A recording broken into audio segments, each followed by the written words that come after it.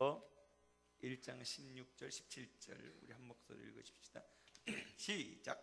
내가 복음을 부끄러워하지 아니하노니 이 복음은 모든 믿는 자에게 구원을 주시는 하나님의 능력이 됨이라. 먼저는 유대인에게요 헬라인에게로다. 복음에는 하나님의 의가 나타나서 믿음으로 믿음에 이르게 하나니 기록된 바 오직 의인은 믿음으로 말미암아 살리라 과 같으니라. 이사야서 보십시다.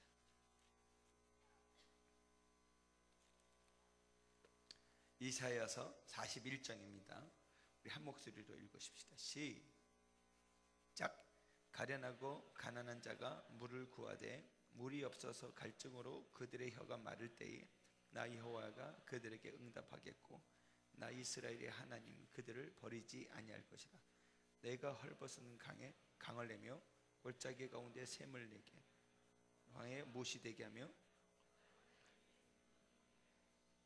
내가 광야에서 백향목과 시집나무와 화석류와 돌감나나무를 심고 사막에는 잣나무와 소나무와 황양목을 함께 두리니 무리가 보고 여호와의 손이 지으신 바요 창조하신 바인 줄 깨달으리라.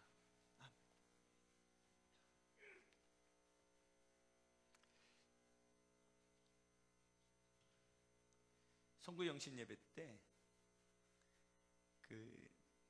외국 선교사님이 오신 거예요. 그래서 이제 인사를 시키려고 했는데 이제 선교사님이 미국에서 왔으니까 이 언어가 서툰 거예요. 언어가 서툴면서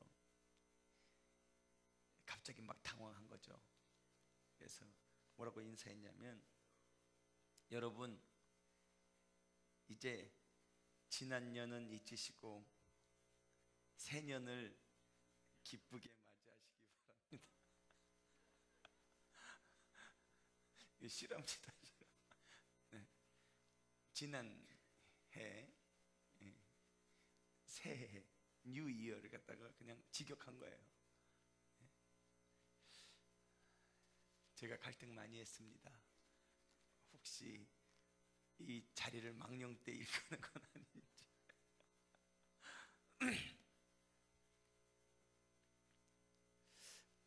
우리가 시험이나 목소리 좀 줄여도 좋을 것 같은데, 이제 하나님께서 우리를 키우는 과정 가운데 고난과 시련이 있는 것입니다.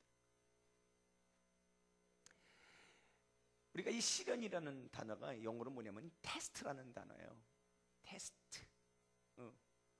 그런데 하나님은 이 시련을 통해서 장성한 자가 이르게 하시는 것이죠. 제가 늘 말씀드렸듯이. 그래서 야고보서 1장 2절에 보면 너희가 여러 가지 시험을 만나거든 기쁘게 여기라 그랬습니다. 여러 가지 시험을 만나거든 기쁘게 여기라. 시험 자체를 기쁘게 여기라고 제가 얘기했어요. 지난주에 한 얘기입니다. 3절에 뭐라고 하냐면 이는 너희 믿음이 시련이 인내를 만들어 내는 줄 너희가 알미라.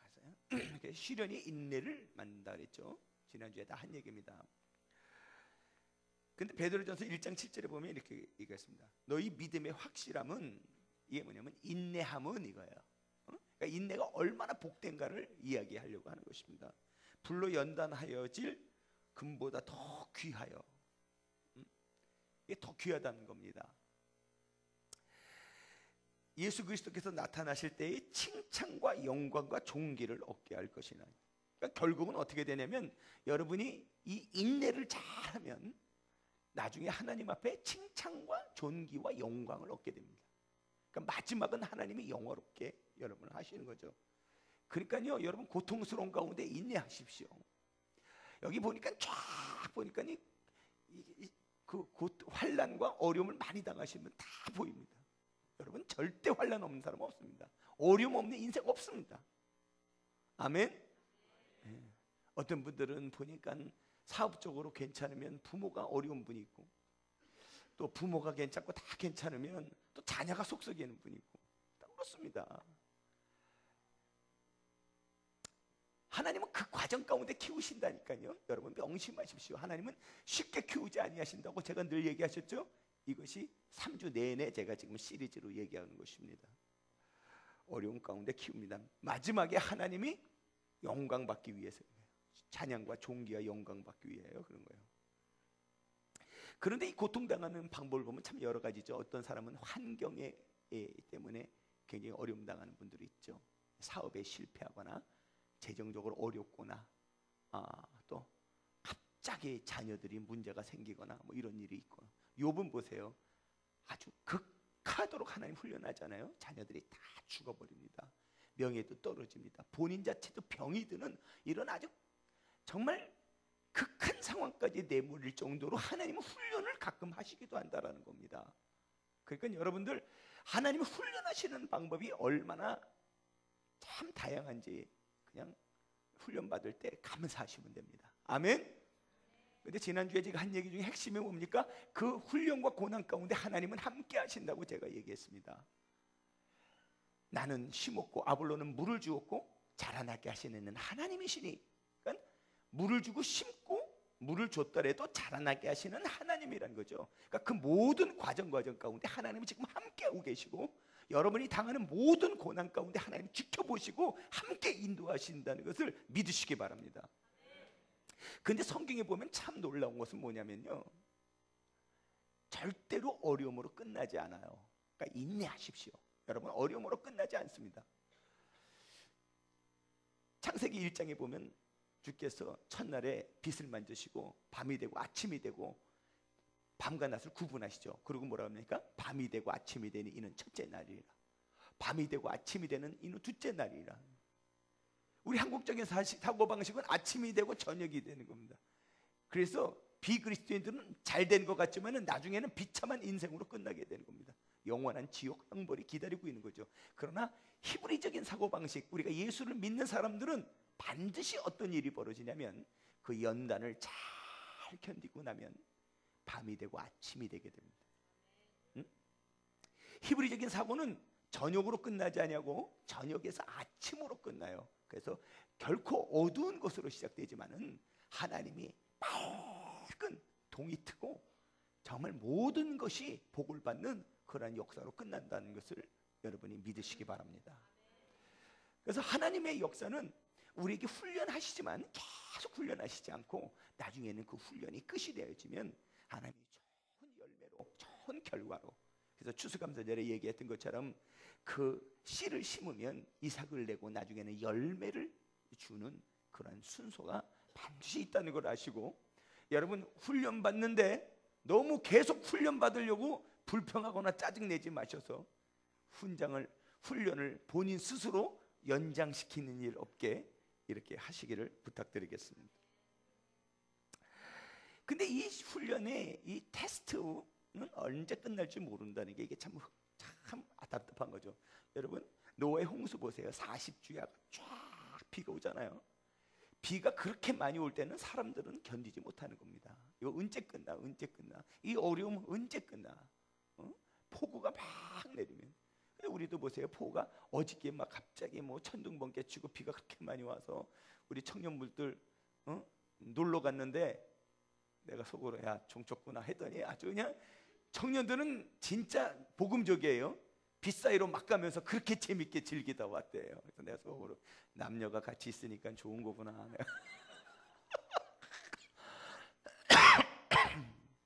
그런 생각했습니다. 나 같으면 안 갈 것 같은데 그래도 꼭 가요. 네. 오늘 배경이 되는 걸 한번 보십시다. 이사야서 41장에 보면 바벨론의 포로로 잡혀간 겁니다. 이스라엘 백성들이 다. 그러나 얼마나 심각한 정도의 고통을 당하고 있냐면 17절 보시면 가련하고 가난한 자가 물을 구하되 물이 없어서 갈증으로 그들의 혀가 마를 때에. 하나님이 훈련을 어느 정도 이스라엘 백성을 시켰는지 아셨죠? 바벨론 포로로 갈 때 갈증으로 목이 말라고 바른 정도가 아니라 그가 가진 것이 없어서 가련하고 가난한 자가 되어졌단 말이죠. 의식주를 해결할 수 없는 정도로 아주 불쌍한 형태로 되어진 것이 이 이스라엘 백성이었어요. 바벨론 포로 때. 여러분, 이스라엘 백성들이 출애굽할 때도 이렇게 힘들었던 겁니다. 200만이 쫙 홍해를 가르고 가죠. 그들에게 들은 것은 은금 폐물은 들고 가고 있지만은 그러나 의식주는 많이 있는 게 아닙니다. 그러니까 그걸 다 깠을 때 가자마자부터 막 원망하잖아요. 그때 주께서 물을 내시는데 어떻게 물을 내십니까? 반석을 쳐서 물을 주시고요, 하늘에서 상상할 수 없게 만나와 메추라기를 먹이신다는 것이죠. 그러니까 그렇게 먹이실 수밖에 없을 정도로 급박했다라는 것입니다. 그런데 우리 인생이 그렇게 급박할 때 하나님이 어떻게 하셨냐는 것이죠. 아까 방금 말씀드렸던 만나와 메추라기를 내리셨는데 성경에서는 이렇게 이야기하고 있습니다. 신명기 8장 4절에 이 40년 동안 내 의복이 헤어지지 아니하였고 내 발이 부르트지 아니하였느니라. 200만이 탈출해서 갔는데 200만이 단 한 사람도 발에 의복이 헤어지지 않았다는 것입니다. 놀라운 일 아닙니까? 그러니까요, 여러분들이 이런 광야길을 가는 동안에 주님을 만나는 놀라운 역사가 있어야 됩니다. 주님을 체험할 수 있기를 예수 이름으로 축원합니다. 이 광야길 가는 동안에 하나님의 응답을 팍 받아 누리고 축복을 팍 받아 누리고, 제가 제일 좋아하는 것이 찬양인데 찬양하면 저는 천국을 막 누려요. 근심도 떠나가고 걱정도 떠나가고, 그런 기쁨과 소망을 여러분이 누리셔야 되는 겁니다. 교회를 다니는데 여전히 우울증이고, 교회를 다니는데 여전히 짜증이 많고, 교회를 다니는데 여전히 투정이 많으면 아직 주님 못 만난 겁니다. 여러분이 교회 다니면서 참 평안과 참 기쁨과 소망에 넘치는 역사를 만날 수 있기를 예수 이름으로 축원합니다. 넘쳐나는 복을 만나야 되는 거예요. 신명기 32장에 보면 하나님이 어떻게 우리를 돕는가가 얘기했어요. 여호와께서 그를 황무지에서, 이스라엘 백성들을 황무지에서 짐승이 부르짖는 광야에서 만나시고, 그러니까 여러분 만나는 그 순간이 언제냐면 황무지에서 만나는 거예요. 막 일이 잘 풀려서 만나는 게 아니란 말이죠. 인생이 가다 보면 막 브레이크가 팍팍팍팍 거리죠. 지금은 산이었는데 이걸 해결했는데 보니까 태산이 나오는 겁니다. 막 산맥이 나오는 겁니다. 저기를 어떻게 올라가, 이런 문제가 계속해서 있는 겁니다. 하나님이 만나시는 장소가 광야에서 만나고 황무지에서 만난다는 겁니다.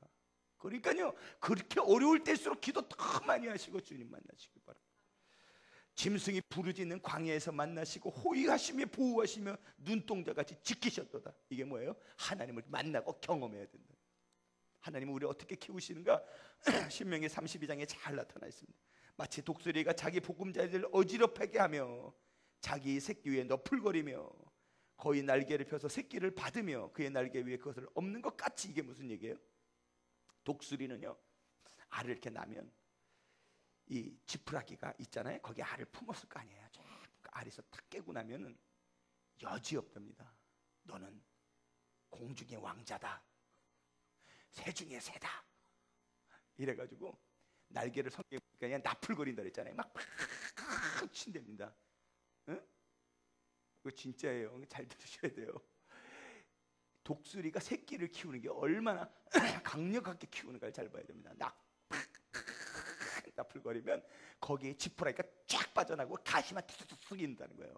새끼들이 이제 막 어머니가 주는 거 먹고 살던 새끼들이 어떤 일이 벌어지냐면 이제 털도 제대로 안 나고 이제 막 이러고 있는데 그 독수리가 그냥 막 이러니까 그 눈 오죽 무서워요. 이 독수리 그냥 팍 째려보고 있으니까 막 야, 우리 엄마가 왜 이래 하면서 자기도 날아보려고 하다가 둥지에서 툭 떨어지는 겁니다.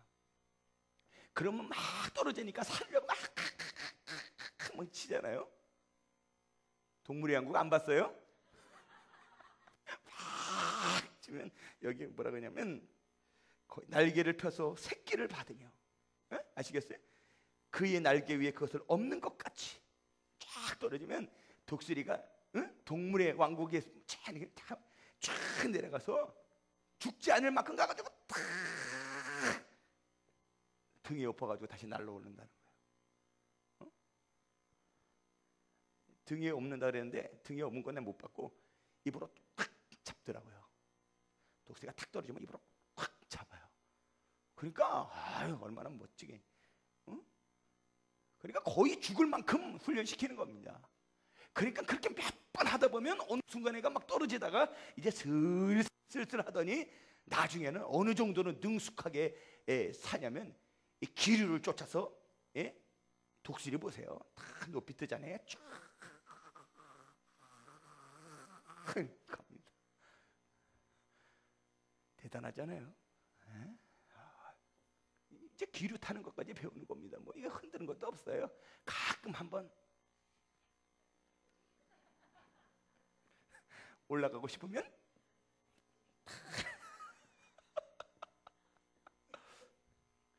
그렇게 독수리가 독수리 될 때까지 어떻게 훈련시켰는지를 보라 이 말입니다. 하나님이 이스라엘 백성을 그렇게 훈련시키듯이 우리를 그렇게 훈련시켜서 하나님이 독수리 되게 만든다는 거예요. 그러니까 하나님이 여러분을 인도하시는 방법이 어떤가를 잘 이해해야 하는 것입니다.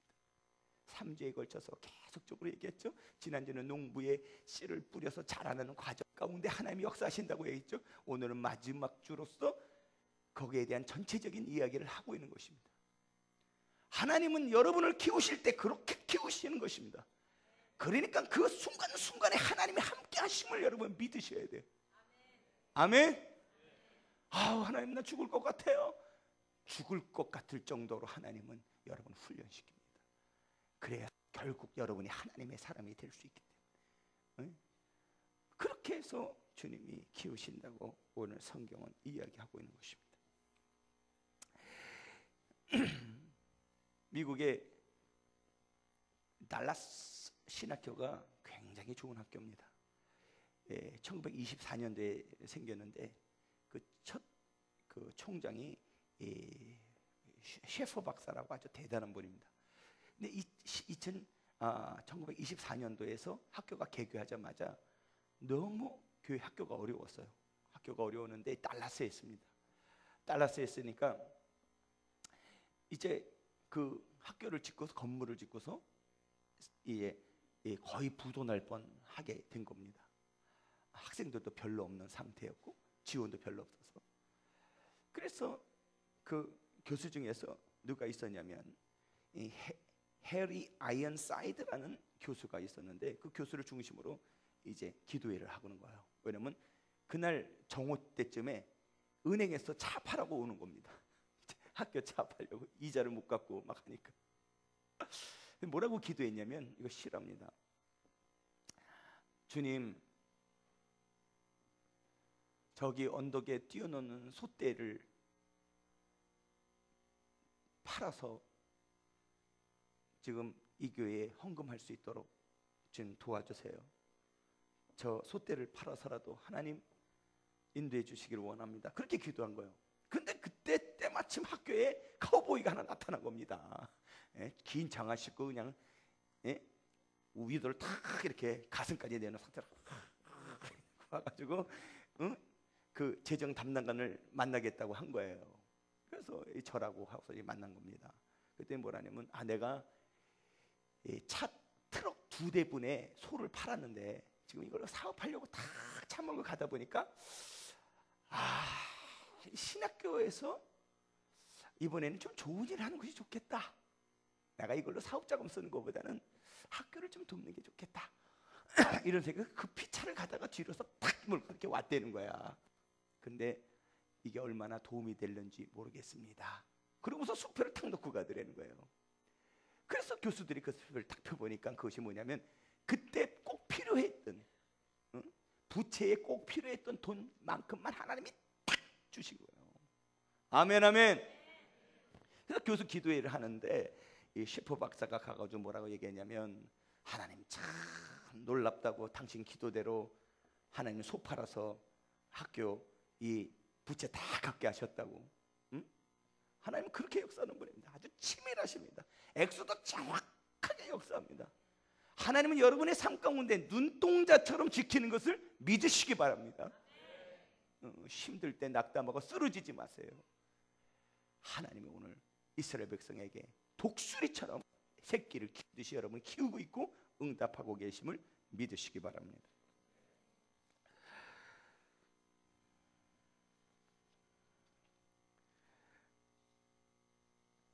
그런데 다시 본문으로 들어가서 이사야서 가련하고 가난한 자가 물을 구하고 물이 없어서 갈증으로 그들의 혀가 마를 때에 나 여호와가 그들에게 응답하겠고. 아멘. 하나님 우리의 기도에 귀를 기울이십니다. 우리의 아픔에 귀를 기울이고 계시다고요. 절대로 우리가 가는 그 길에서 내버려 두고 계시지 않아요. 그건 여러분의 생각이에요. 안 보이니까 그렇게 보이는 것뿐이란 말이죠. 그러나 하나님은 함께하고 계시다는 것입니다. 응답하다는 말은 이 헬라어로 귀를 기울이시다 이 말이에요. 그래, 알고 있어. 아시겠어요? 그리고 하나님은 어떻게 하십니까? 두 번째 17절 보세요. 나 이스라엘 하나님이 그들을 버리지 아니할 것이라. 하나님이 버리지 아니하는 것입니다. 여러분 베드로 보세요. 베드로가 주님을 3번씩이나 부인했습니다. 우리가 우수해서도 아니에요. 우리가 잘나서도 아닙니다. 여러분 너무 하나님 내가 이렇게 안 되는 것은 내가 죄를 져서 하나님 저야. 원래 그 모습인 줄 잘 알아. 너무 놀라지 마세요.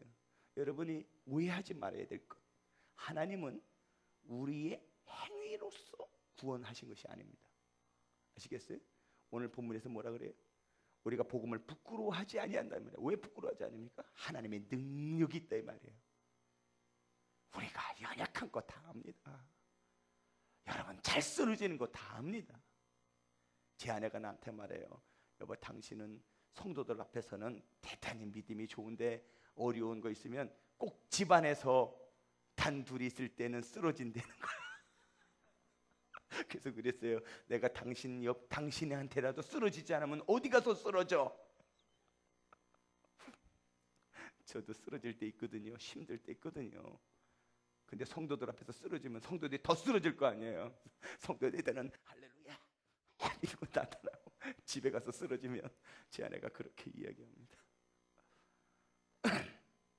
무슨 얘기하다 말았어요? 하여튼간 그렇습니다. 베드로 보세요. 베드로가 쓰러졌다 이 말이죠. 그가 다 포기하고 갑니다. 얼마나 죄를 졌냐면요. 하나님 감히 주님 앞에서 십자가 지시고 있는 그 현장 앞에서 계집 여종이 대제사장의 계집 여종이 나타나서 말했습니다. 뭐라고 얘기했습니까? 당신도 이분하고 같이 있었죠? 그랬더니 무슨 소리 하냐? 저주하여 말하기를 했습니다. 어느 정도로 하나님을 욕되게 내면 저주했단 말이죠. 저주했으니까 여러분 상상에 맡기겠습니다. 내가 그런 놈하고 같이 있을 줄 아는 날 어떻게 보는 거야? 뭐 이러면서 아주 저주했다는 것이고 그가 이제 낙담하여 고향으로 돌아갑니다. 이제 고향으로 돌아가는 길에 이제 고향 땅에 다시 가서 베세다 그 언덕에서 이제 낚시질하고 있는 거죠. 낚시질이라는 게 이제 배를 타고 그거 하는 겁니다. 주님이 가서 모닥불 가운데 앉아서 나 좀 하나 달라. 누구신지 모릅니다. 그러나 주님께서 주님이신 것을 알게 하십니다. 그리고 뭐라고 얘기합니까? 요한아 시몬아 내가 나를 사랑하느냐? 내가 나를 사랑하느냐? 하나님은 과거를 보지 않는다니까. 실수하고 쓰러지고 낙담하고 중요하지 않아요. 주께서 그거 돌아보셨으면 베드로를 살렸겠어요. 근데 베드로에게 뭐라 그래요? 시몬아. 시몬이란 말은 굉장히 친근한 언어입니다. 우리가 흔히 쓰는 박형 뭐 이런 거예요. 공식 언어는 페트루스입니다. 그런데 집에서 쓰는 언어가 시몬이야. 그래서 시몬 베드로라는 겁니다. 그래서 주께서 부르실 때 시몬아 그런 거예요. 왜 시몬아 불렀을까요? 사랑하니까. 하나님이 방법을 찾으신 겁니다. 내가 어떻게 너 사랑하는 거 얘기해 줄까? 네가 왜 낙담했냐? 난 너 다 연약하여 쓰러지는 것은 다 그런 거야. 응? 내가 너를 언제 버린 적이 있느냐? 내가 너와 함께하고 있고 너는 내 사랑하는 자야 라는 말이 그 시몬 안에 다 들어있는 거예요. 시몬아 내가 나를 사랑하느냐?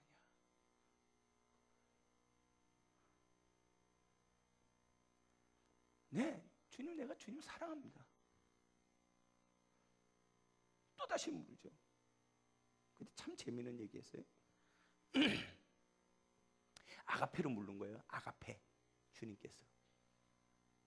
너는 아가페로 사랑하냐?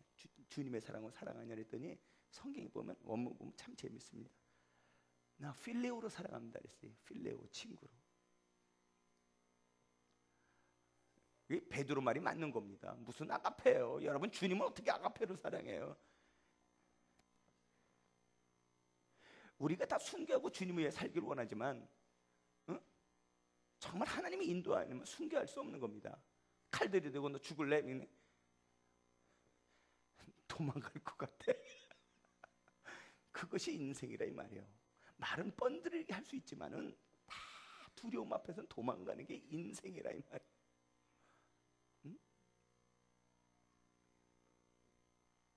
베드로가 얘기하잖아요. 뭐라고 얘기해?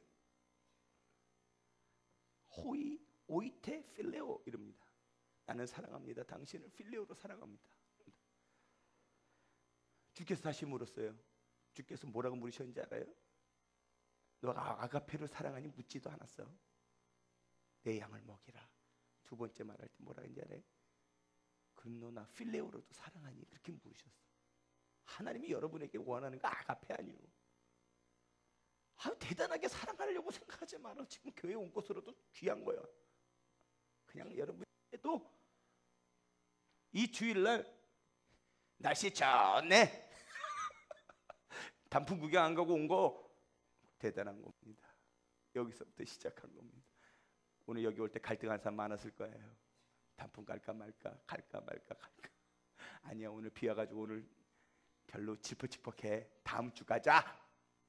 이렇게 생각한 분도 있을 줄 압니다. 근데 주께서 뭐라고 하냐면 필레오로 물었단 말이죠. 너 나 그러면 친구라도 사랑하니? 아니 주님 무슨 얘기하는 거야? 나 필레오라도 사랑해요. 왜 이러셔 정말. 그게 무슨 얘기냐면 멋쩍다 이 말이에요. 두 번째 물으니까. 세 번째도 주께서 뭐래요? 너 필레오로 사랑하니? 나 필레오로 사랑합니다. 네가 띠띠고 나를 위하여 순교하리라. 하나님이 여러분과 함께 하시다니까요. 여러분 낙담하고 쓰러지지 마세요. 사람은 기억하지만 하나님은 기억하지 않습니다. 하나님이 여러분과 함께하고 계십니다. 응? 하나님이 이스라엘 백성이 얼마나 원망불평했어요.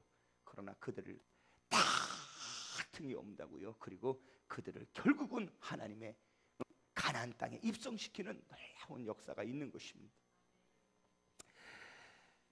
그런데 하나님이 그대로 두지 않아요. 18절 보세요. 헐벗은 산에 강을 내며 골짜기 가운데 샘이 나며 광야에 못이 되게 하고 마른 땅에 샘근원이 될 것이라. 헐벗은 산이 강이 됩니다.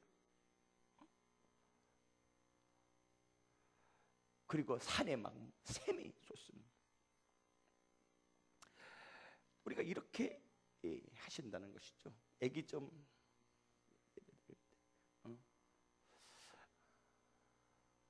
여러분 잘 아셔야 됩니다. 여러분 나는 세계를 바라보면서 울 때가 참 많이 있습니다. 여러분 어저께도 아프가니스탄에서 사원에서 한 젊은이가 자폭 테러를 했습니다. 15, 16세 난 젊은이가 폭탄을 몸에 안고 들어가서 결국은 42명이나 되는 숫자가 죽었습니다. 하나님이 그들의 영혼을 얼마나 사랑하시겠습니까? 우린 남의 일이라 할지 모르지만 그들이 알라신을 믿고 그 텔레반에 그렇게 한 겁니다. 옛날에 아프가니스탄에 전도자들이 들어갔다가 문매를 맞지 않았습니까? 그러나 저는 확신합니다. 하나님께서 마른 광야에 샘이 나게 할 것이다. 오늘 성경이잖아요. 광야에 샘이 흐르게 되어 있습니다. 주님의 나라가 임하면 그렇게 되는 것입니다. 아름다운 교회 작고 비록 많은 영혼은 없습니다. 그러나 하나님께서 저는 꿈을 가져봅니다. 이 아름다운 교회를 통해서 하나님 아프가니스탄과 또 이라크와 지금 전쟁 중인 시리아와 또 베트남이나 캄보디아나 일본에 1% 미만의 그리스도인들밖에 없습니다. 그들의 영혼은 메말라 있습니다. 그러나 하나님께서 아름다운 교회를 통해서 그들의 영혼에게 생명을 주고 예수 그리스도의 생명을 주는 그런 날이 올 것이라고 저는 믿습니다. 하나님은 그렇게 하시는 것입니다. 오늘 여기 뭐라고 얘기했습니까? 하나님은 그날의 그런 들을 버리신다는 것입니다. 사막에 샘이 나게 하신다는 것입니다. 그것으로 끝나는 것이 아닙니다. 19절 보십시오. 내가 광야에서 백향목과 시띠나무와 화석류와 돌감나무를 심고 광야에 심겠다는 것입니다. 그게 뭡니까? 하나는 다 비싼 나무들입니다. 백향류, 시띠나무, 화석류, 돌감나무, 이런 것들을 쫙 우리가 기도하면, 하나님 앞에 나아가면 환경을 바꾸시고 나중에는 그것에 축복을 심는다는 것입니다. 마른 광야였지만 그것이 정말 바짝바짝 마른 것지만은 하나님이 기적을 일으키셔서 우리가 주님의 말씀대로 살면 어떤 일이 벌어지냐면 샘이 흐르기 시작하고 샘만 흐르는 것이 아니라 거기에 각종 나무의 실과를 풍성한 열매를 맺는 그러한 놀라운 역사를 하나님이 이루시겠다는 것입니다. 여러분에게 그런 일이 있기를 축원합니다. 여러분 개인적으로 하나님의 복이 마침내 이루어지는 축복이 있기를 원합니다. 여러분 가운데 질병 때문에 어려워하는 분이 있습니까? 오늘 그리스도의 보혈의 능력이 여러분 치료하기를 축원합니다. 사업 때문에 고통당하는 성도들이 있습니다. 저는 그런 일 때문에 많이 웁니다. 하나님께서 여러분을 오늘 기적처럼, 오늘 신명기에 이사야에서 있었던 것처럼 하나님께서 강을 내시고 거기에 샘을 솟게 하시고 마침내 열매 맺는 놀라운 역사가 있을 것을 저는 믿습니다. 우리 찬양 하나 하십시다. 사막에 샘이 넘쳐오리라. 여러분 인생을 생각하면서 찬양하십시다. 사막에 샘이 넘쳐오리라. 사막에 샘이 넘쳐오르리. 사막에 꽃이 피어 향기 내리라. 주님이 다스리는 그 나라가 되면은 사막이 꽃동산 되리. 잠깐만요. 이럴 때는 우리 한번 박수 치면서, 드럼이 없으니까 조금만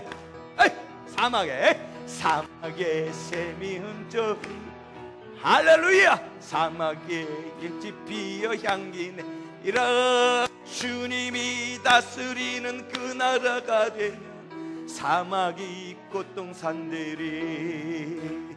사자들이 어린 양과 뛰놀고 어린이들 함께 뒹구는 참사랑과 기쁨의 그 나라가 이제 속히 오리라. 사막에 숲이 우거지리라.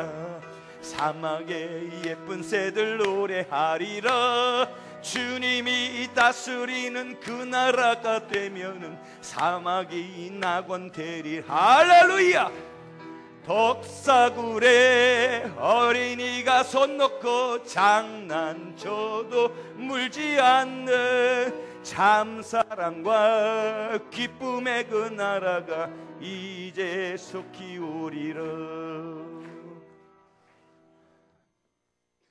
여러분 삶 가운데도 풍성한 복이 내려지기를 축원합니다.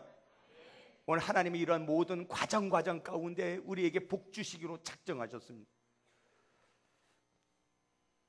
성경에 복음을 부끄러워하지 아니하노니 이 복음은 믿는 자에게 능력을 주신, 복을 주시는 하나님의 능력이 됩니다 그랬습니다.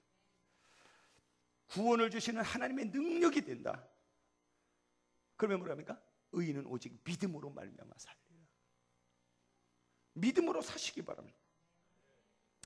여러분 오프라 윈프리 잘 알 겁니다. 오프라 윈프리가 세계 최고의 토크쇼의 여왕 아닙니까? 그가 여러분 잘 아는 것처럼 그의 자서전을 보면 참 은혜스럽습니다. 이 오프라 윈프리가 얼마나 성령의 사람인 줄 아십니까? 그 사람은 사명이라는 책에서 자신은 사명을 위하여 다시 태어난 사람이라고 했어요. 아주 성령 충만한 그리스도인입니다. 이 오프라 윈프리가 18세의 미혼모에게서 난 여인입니다. 9살 때 흑인으로 태어나가지고 강간을 당했죠. 친척에게. 14살 때 조수가를 낳다가 미혼모로 조석을 낳다가 애가 죽었습니다. 아주 인생의 처절한 인생 가운데 그가 예수님을 믿고 새로운 삶을 살게 된 것입니다.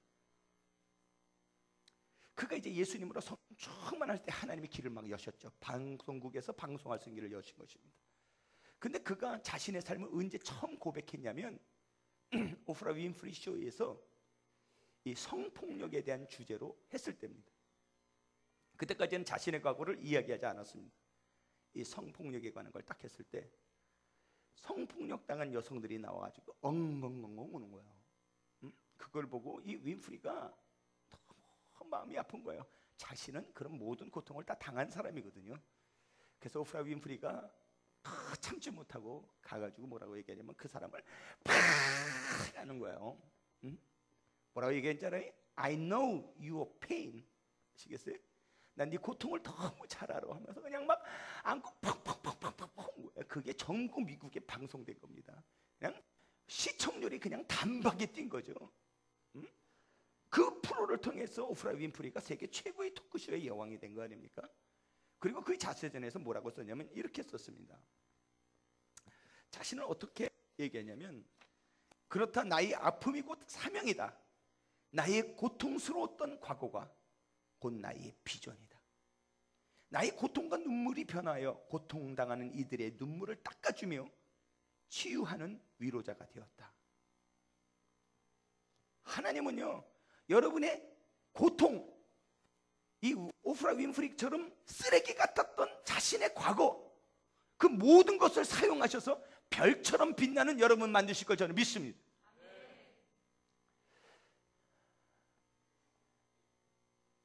인천의 어느 교회를 방문했더니